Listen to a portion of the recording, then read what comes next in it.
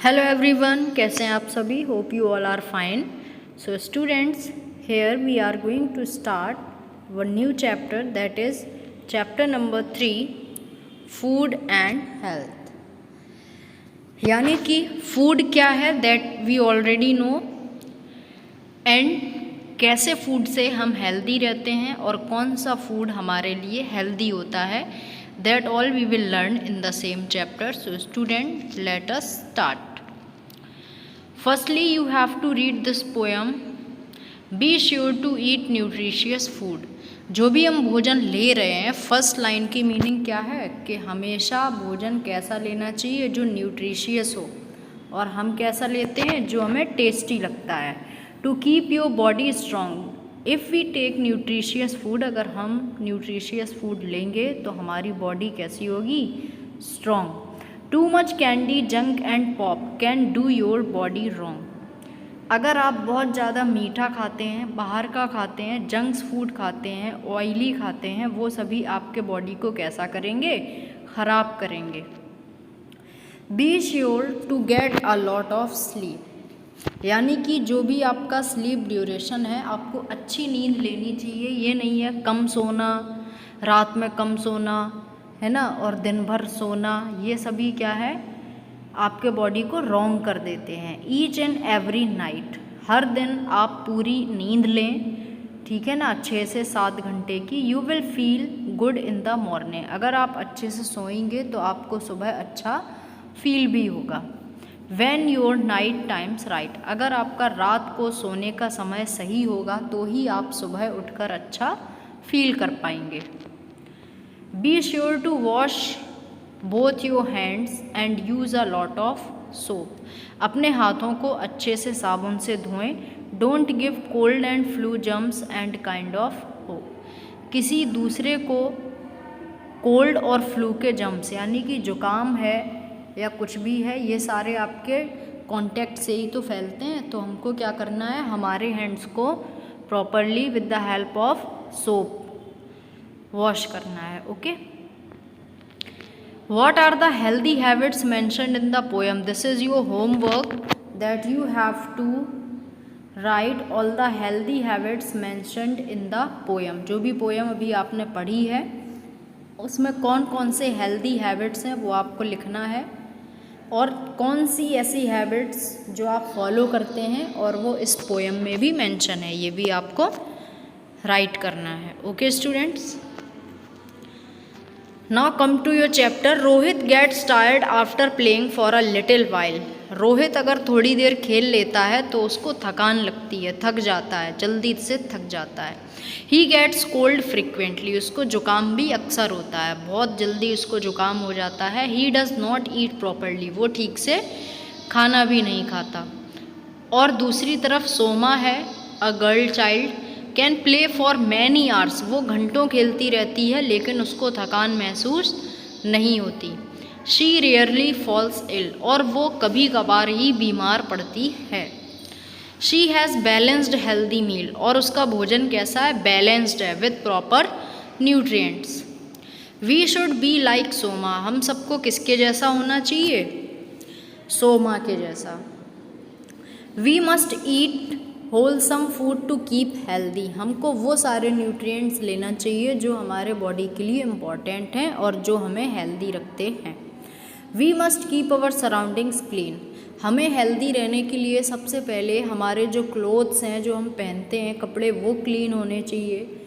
Okay, जो भी हम फूड लेते हैं वो हाइजीनिक होना चाहिए, हेल्दी होना चाहिए, और हमारा जो सराउंडिंग है, आसपास कोई भी डर्टी स्पॉट है, डर्टी एरिया है, वहाँ पर हमें प्रॉपर टाइम पे सफाई करानी चाहिए।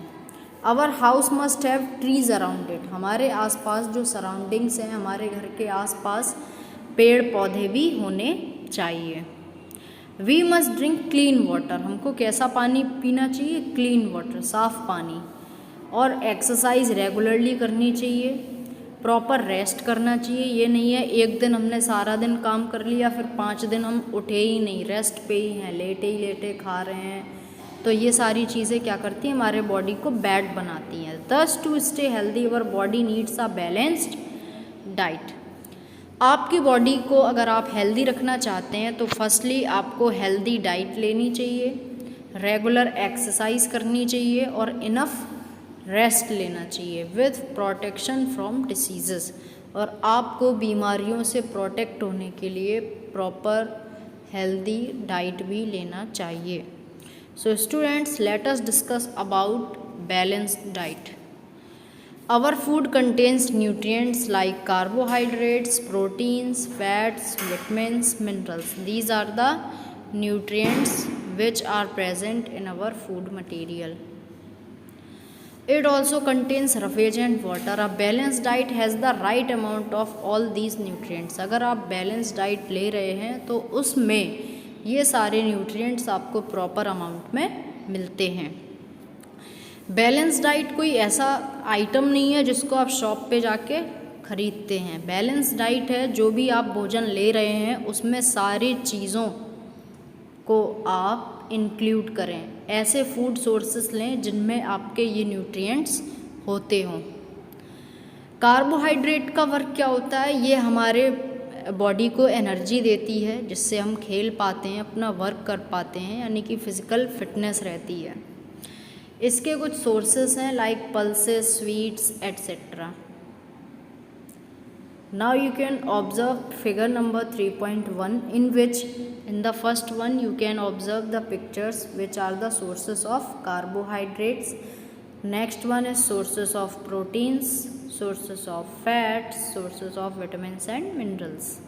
ओके, ये सारी चीज़ आप अगर प्रॉपर अमाउंट में ले रहे हैं, मतलब ये है कि आपने सारा दिन बटर ही बटर खाया तो आज हमने फ़ैट ले लिया है, कल हम विटामिन्स लेंगे, ऐसा नहीं। रेगुलर वे में आपको ये सारी चीज़ें भले ही थोड़े थोड़े अमाउंट में आप लें, सारा कुछ आपको लेना चाहिए। प्रोटीन्स क्या करते हैं? हमें ग्रो करने में हेल्प करते हैं।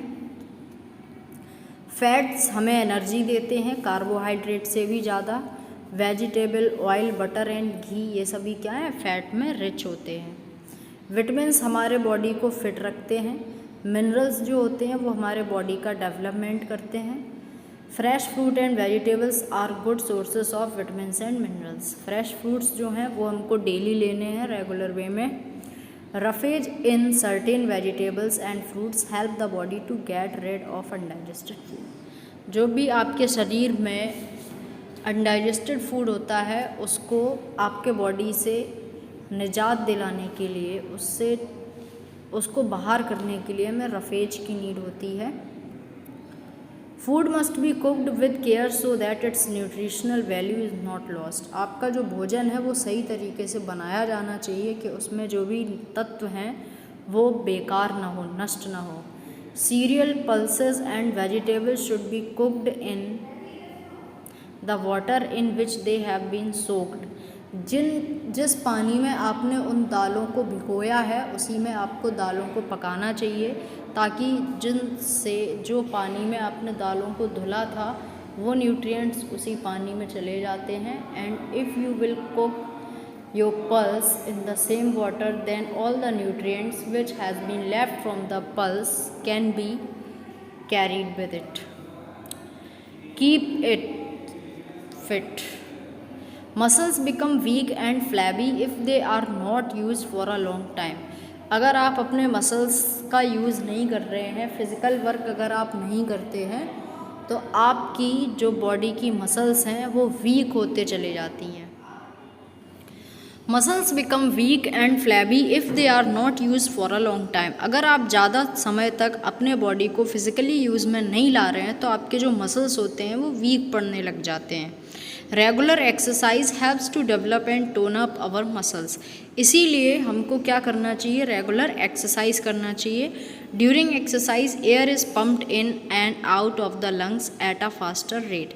और जब भी हम एक्सरसाइज करते हैं तो हमारा जो एयर होती है वो इनहेल और एक्सेल कैसे होती है? फास्टर रेट में होती है, जल्दी जल्दी। तो मोर ऑक्सीजन आप अंदर लेते हैं और कार्बन डाइऑक्साइड आपकी ज़्यादा से ज़्यादा बाहर जाती है। and water vapor are given out. The heart beats faster during exercise and so blood circulates faster. और आपका जो हार्ट होता है वो फास्टली बीट करता है एंड सो दैट आपका जो ब्लड होता है वो भी सर्कुलेशन फास्ट करता है।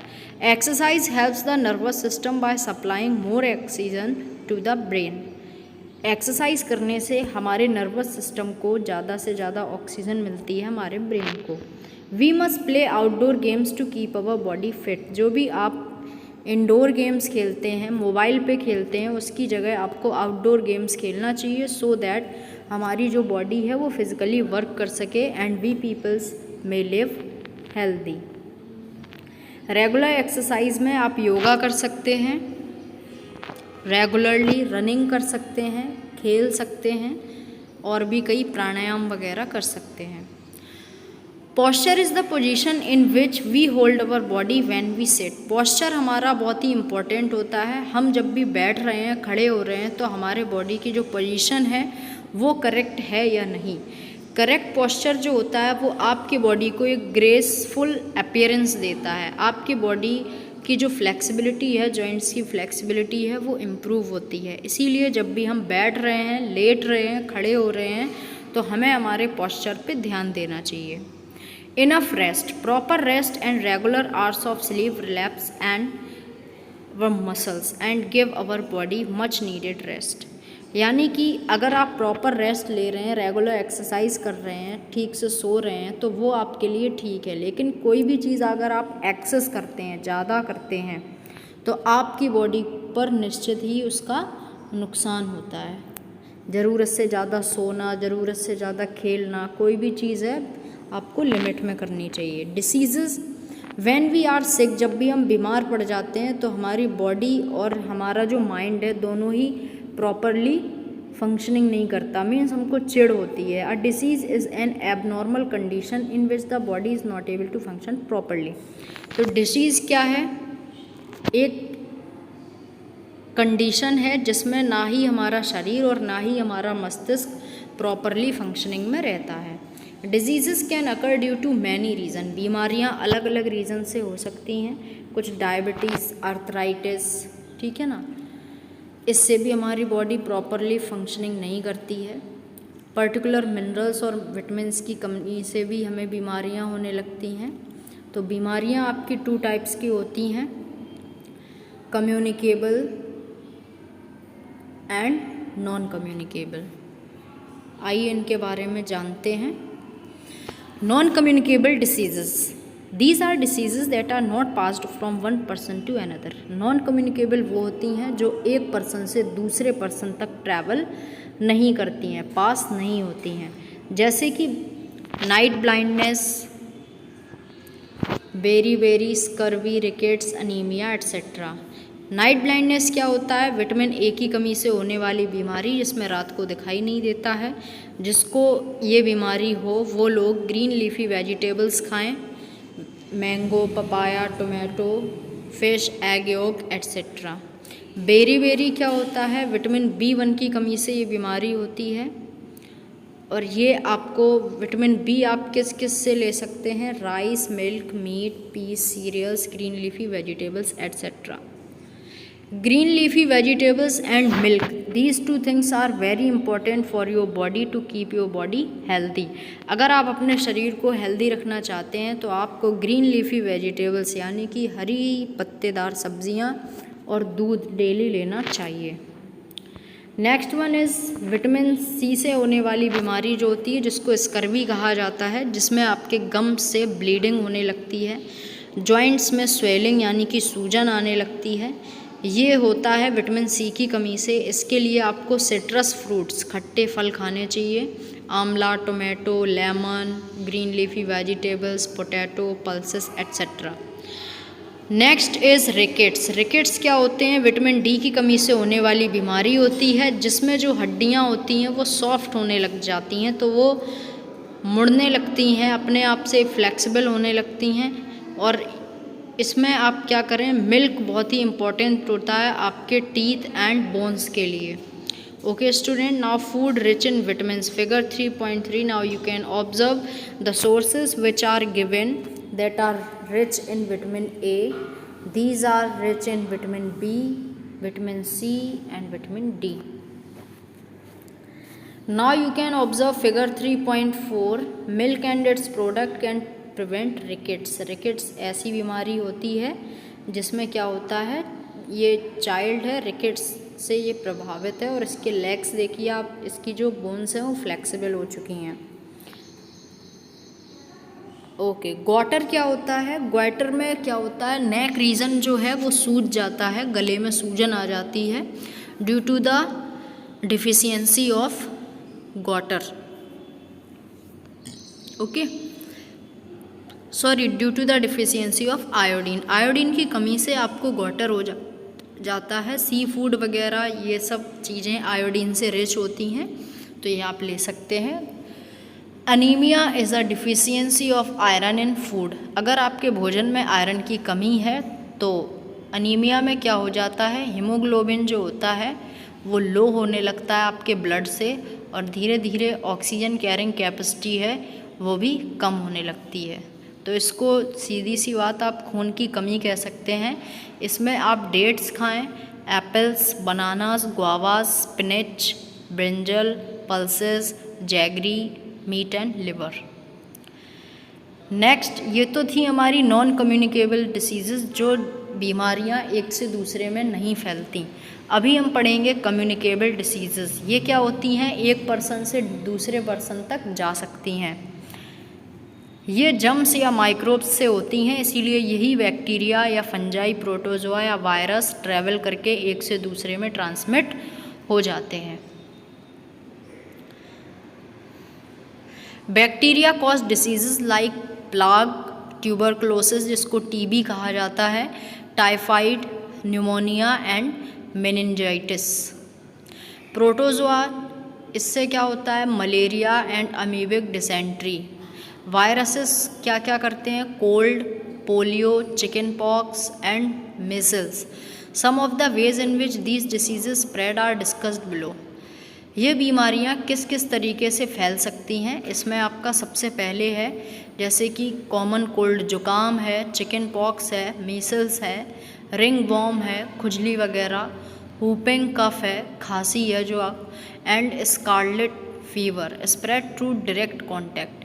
ये चीज़ें डायरेक्ट कांटेक्ट से फैल जाती हैं, केवल छूने से ही, ईदर थ्रू क्लोथिंग और other articles used by the sick person. भले ही आपने उस बीमार व्यक्ति को नहीं छुआ है, अगर उसके पहने हुए कपड़ों के कांटेक्ट में ही अगर आप आ जाते हैं तो ये बीमारियां आपको भी हो सकती हैं। दूसरा होता है पानी या खाने से फैलने वाली बीमारियां।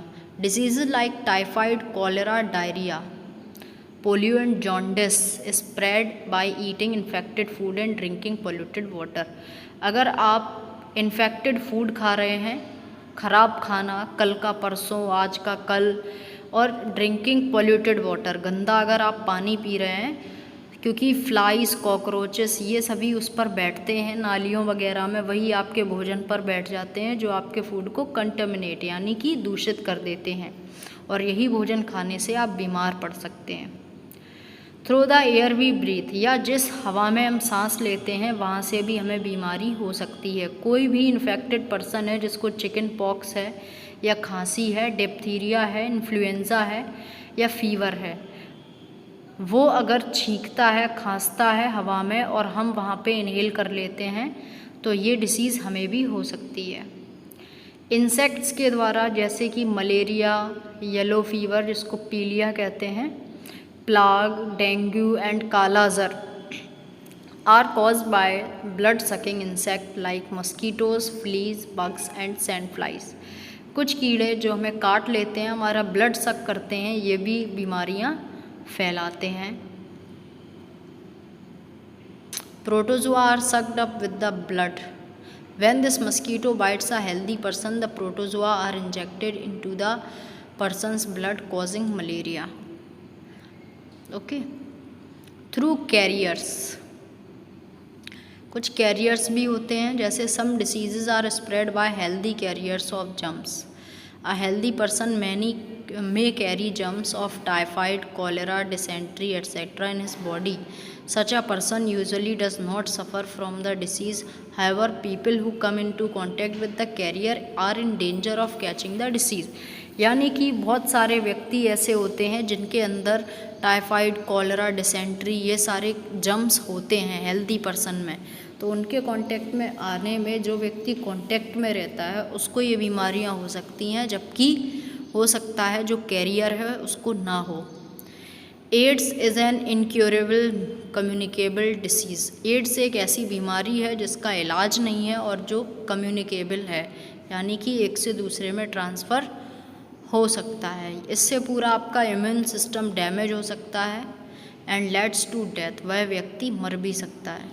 It is spread by a virus called HIV। HIV virus जो होता है इससे एड्स फैलता है।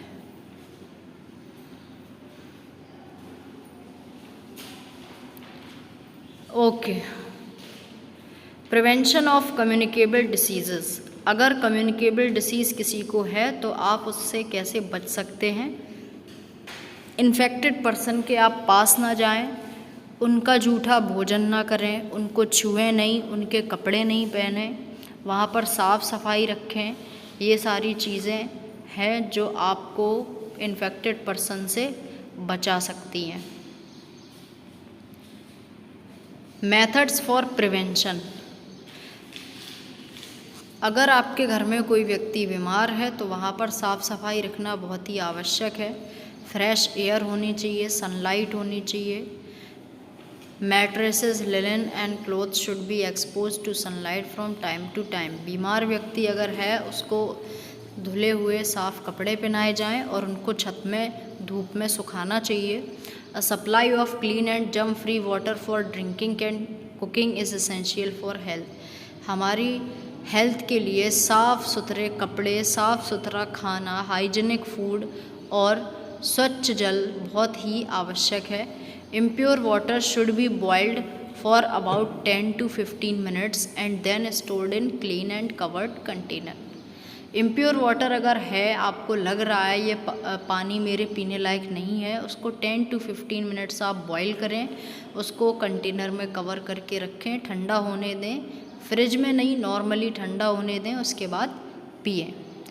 क्लोरिनेशन होता है जो ह्यूज क्वांटिटी, यानी कि ज़्यादा पानी है अगर, जिसको आप छान कर या उबाल कर साफ़ नहीं कर सकते, तो वहाँ पर क्लोरिनेशन प्रोसेस का यूज़ होता है। क्लोरीन्स की बॉल्स आती हैं, वो उसमें डाली जाती हैं पानी में, जिससे आपका वाटर प्यूरीफाई हो जाता है। Germs in milk are killed by pasteurisation. दूध में जो जम्स होते हैं उनको मारा जाता है पास्चराइजेशन प्रोसेस से। इसमें क्या होता है, दूध को बार बार बहुत ज़्यादा समय तक गर्म किया जाता है, फिर ठंडा किया जाता है, फिर गर्म किया जाता है, और इसी बीच सारे मिल्क के जो भी कीटाणु हैं, बैक्टीरिया हैं, वो ख़त्म हो जाते हैं। वैक्सीनेशन क्या है? Vaccination is another way of protecting ourselves by acquiring immunity against certain diseases. कोई भी बीमारी है उससे बचने के लिए और उसके प्रति इम्यूनिटी बढ़ाने के लिए, रोग प्रतिरोधक क्षमता बढ़ाने के लिए हमको वैक्सीनेशन कराना होता है। There are vaccines available for diseases like diphtheria, cholera, typhoid, tetanus, polio, measles, mumps, meningitis, and hepatitis. Pulse polio is an immunization campaign established by the government of India in 1994. Polio से लड़ने के लिए हमारी Indian government जो है उन्होंने क्या किया है, पोलियो इम्यूनाइजेशन कैंपेन स्टार्ट किया 1994 में पोलियो से लड़ने के लिए। सभी बच्चों को टाइम टू टाइम 5 इयर्स के बाद सभी बच्चों को पोलियो ड्रॉप्स दिए जाते हैं पोलियो वायरस को ख़त्म करने के लिए, लड़ने के लिए। We must get ourselves vaccinated as a protection against these diseases. इन बीमारियों से बचने के लिए अगर कोई वैक्सीनेशन होता है तो आप ज़रूर कराएं। There are national programmes to eradicate communicable diseases. ऐसी बीमारियां जो फैलती हैं एक से दूसरे में, उनके लिए बहुत सारे प्रोग्राम्स गवर्नमेंट के द्वारा चलाए जाते हैं। If we take care of ourselves and our surroundings we can stay healthy. अगर हम अपना ध्यान रखेंगे, अपने आसपास का रखेंगे, then we people will be healthy. So this was your complete chapter. Please do revise all the topics. If you have any query related to the chapter, please ask to me on my personal WhatsApp. Till then, do revise all the same topics which I had explained you in this video. Meet you soon with the new chapter in next video. Till then, bye bye, take care, have a good day.